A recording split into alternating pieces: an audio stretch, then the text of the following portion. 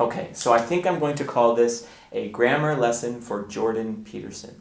Now let me start off by saying that I am a huge fan of Jordan Peterson and am behind him 100% when it comes to him opposing the government telling him which pronouns he has to use. But when I was watching a video with him, someone questioned, why is it important that we use, have a male and a female third person singular pronoun? And his answer was, I don't know, I guess it's just important that we can say whether or not someone is a male or female using the third person pronoun. So that's what I wanted to talk about. I have a possible solution, or at least maybe an identifying of the problem when it comes to that. So first, before that, let's look at the pronouns in English, okay? So the first person pronoun is I, and then plural for a we. The second person pronoun is you, so we're talking about you, and then also you for a plural as well. The third person pronoun is the one that's causing all the trouble. And then, so it's he for a male, when you're talking about a third person male, she for a female, and then of course they for a plural. Now, in another language that I speak, I also speak Thai, and in Thai, it's the reverse. So in Thai, it's the first person pronoun that changes with gender. So you have a different pronoun when you talk about yourself as a male, and you choose it. That's the key, is that in Thai, you choose it. I say pom when I'm talking about myself.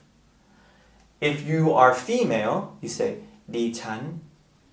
And if your chun is actually, I think it's more kind of a modern use. I'm not 100% sure, but it can be used for both males and females.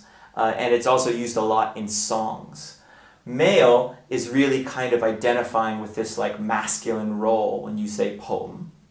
And then when you're singing a song, you're kind of doing like a sweet, sort of like a soft, lovely, you'll call yourself chun when you're singing a song.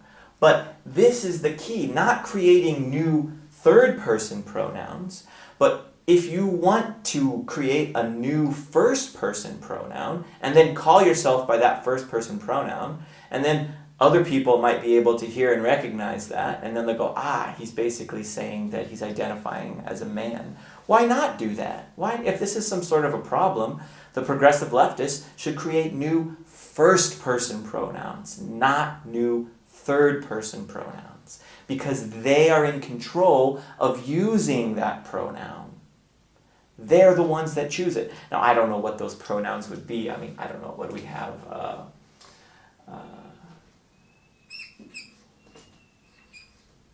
Me male. Okay. I don't know. Right, me male. All right. Okay. And then the woman would be Femi. Femi. Okay, I don't know. Whatever. You make up your own pronouns. Progressives can, I don't know, do a poll or something and come up with their own first person pronouns. And then they can address themselves by that, and you don't have to go on forcing other people.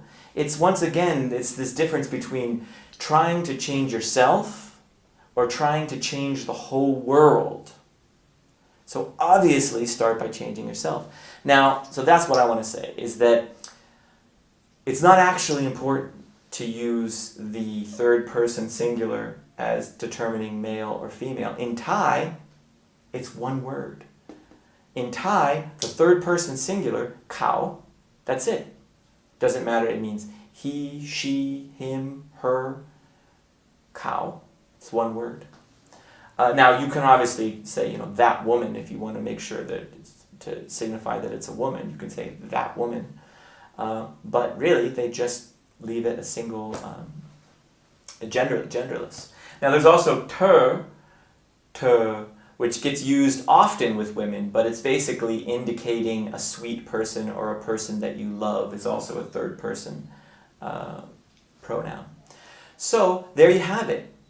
It's not essential to determine gender in the third person, But you can determine gender in the first person, make some new first person pronouns if that's what you want to do, and stop bothering everyone trying to force them to use your new third person pronouns. And also it's interesting that in Thailand,